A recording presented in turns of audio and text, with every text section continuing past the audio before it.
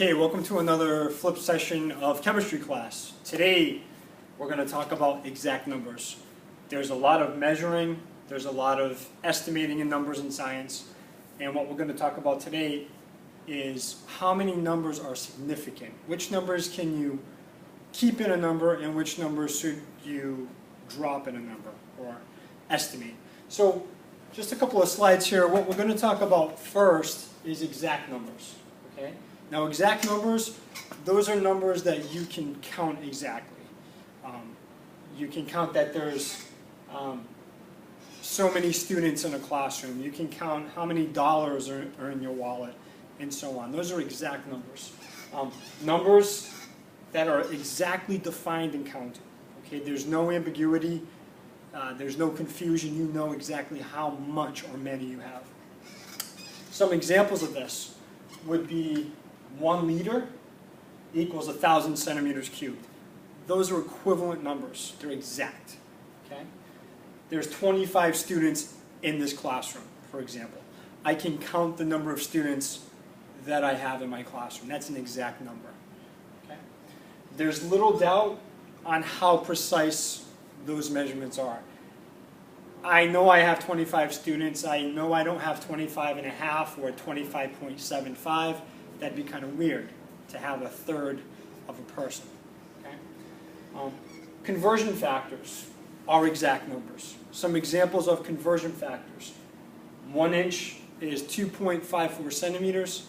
There's 365 and quarter days in 1 year. And 1 US gallon equals 3.78 liters. Those are exact numbers. Okay?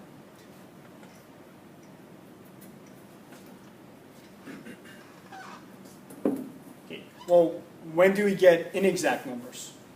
Well, inexact numbers are numbers that have some degree of error or uncertainty associated with them. When you're not quite sure how many things or items that you have in a measurement. Okay, this is really important to understand. In chemistry class, we do a lot of measuring, particularly mass and volumes. All measured numbers are inexact. And there's two reasons for that. Mainly, one is human error. What your eye may read may be different than what my eye reads. And also instrumentation problems. Some of the scales may be inexact or not as precise as we'd like them to be. Okay? So all measured numbers are inexact. Measured numbers are generally reported to the degree where the last digit is always uncertain.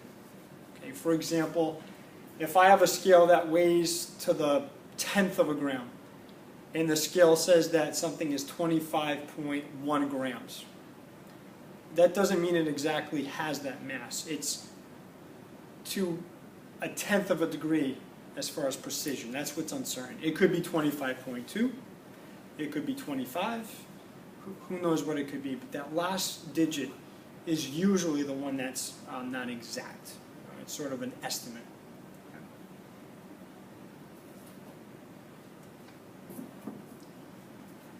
Sig figs. We're going to be talking a lot about sig figs. Also called significant figures. Right? Which numbers are significant in a number? For example, all digits of a measured number. Okay? Quantities that you're going to measure in class or read about, including the uncertain digit, which once again, that's usually the last digit, are sig figs. Okay?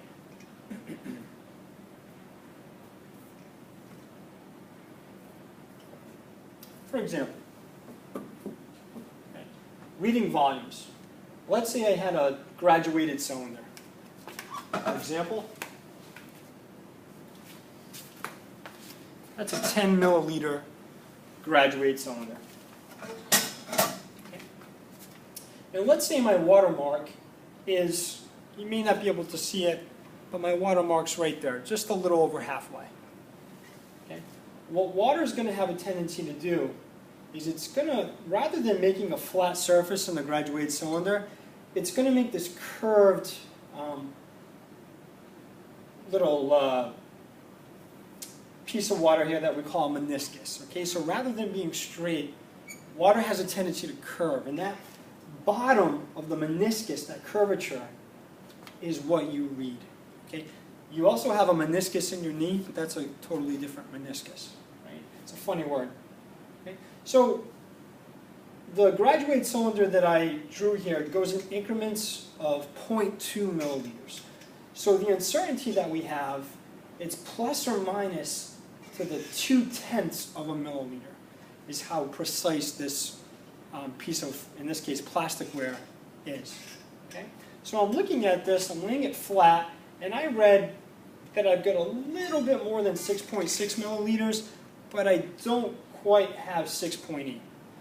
So my measured quantity here says I have somewhere between 6.6 milliliters and 6.8 milliliters.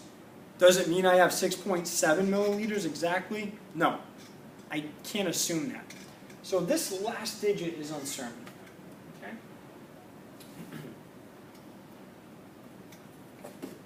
So remember, you always read the bottom of the meniscus. Okay? So how do we determine how many significant figures we have in a number? And you can learn this a bunch of different ways. Different teachers, different textbooks explain it differently. But the way I learned it in high school is the Atlantic-Pacific rule. And you can use whatever type of procedure that you want to use. You may have learned a different way to count sig figs in math class, but here's what I do personally. So when I think of the USA, okay, on the West Coast, California, Oregon, Washington, there's the Pacific Ocean on the left side of the country, and on our own coast, there's the Atlantic Ocean. And I use the word Pacific to be synonymous with the word present. Okay, what I'm talking about here is the presence or absence of a decimal place in the number. For example, all numbers that have a decimal, I use the Pacific rule, which I count from left to right. So I look at the number in question, and I start at the first non-zero number. And once I hit the first non-zero number, I count left to right in that number, all the way through. Okay? So if a decimal is present, start at the Pacific side of the number, which is the left side, and go left to right. Okay? Now, what about those numbers that don't have decimals? Well, we use the other rule. This is called the Atlantic rule. Okay? We start at the right side of the number, and we do the same exact procedure, except we go from right to left, starting with the first non-zero number.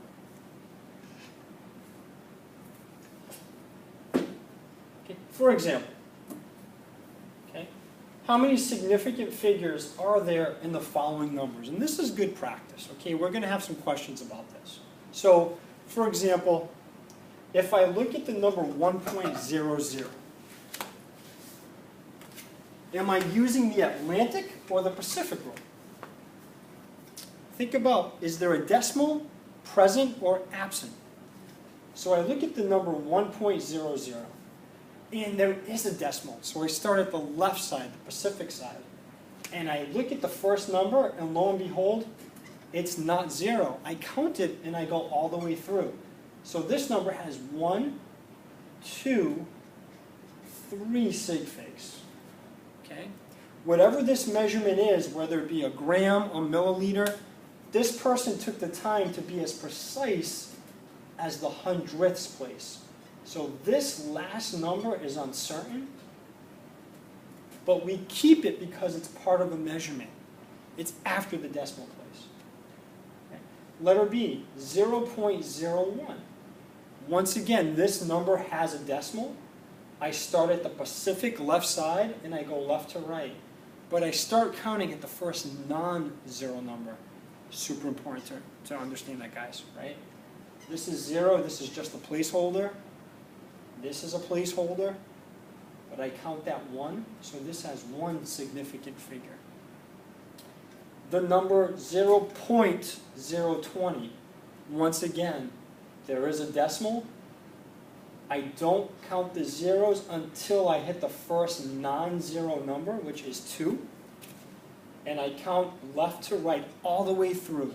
Once you start counting, keep on trucking all the way through that number.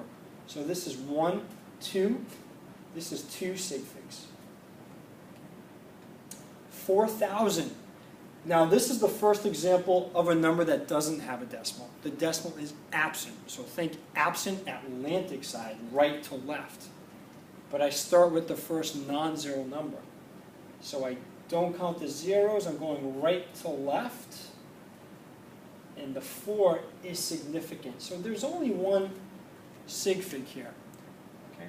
This is a very imprecise number. I don't know if this is people they're counting, if it's money. I don't know if they were going by ones, if they were going by tens. So these are simply placeholders. Okay? Were they counting every single item? Were they counting every 10 items? I don't know. But I know it's 4,000. Okay? These numbers are placeholders. Letter E, 55.56.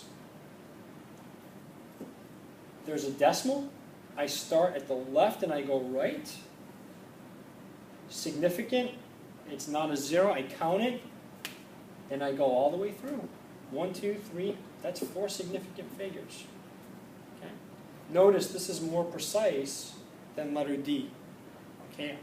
I'm 2 decimal points in here, 2 decimal holders here. Okay? This next number here, 0.00015.